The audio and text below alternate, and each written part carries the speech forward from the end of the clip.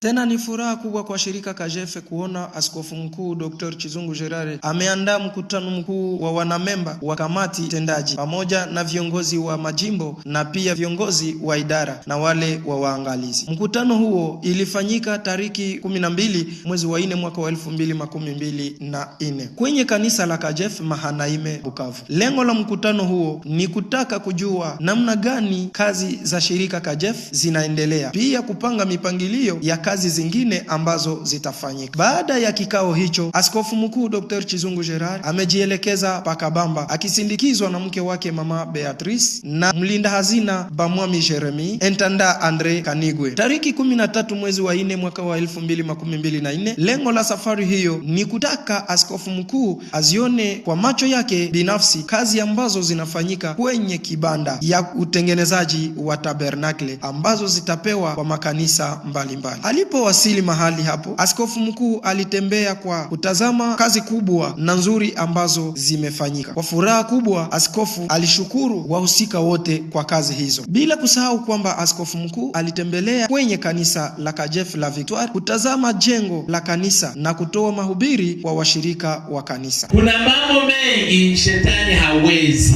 ni lazima muyatambue na muyajue. Kirini zambi nyinyi kwa nyinyi na kuombeana mupate kuponyeshwa. Kuomba kwake mwenye haki kuna faida sana. Aliyetoa ripoti ni Entanda Andre Kanigwe akitangazwa naye mtangazaji wa shirika Kajefe Ushindi Bahizire.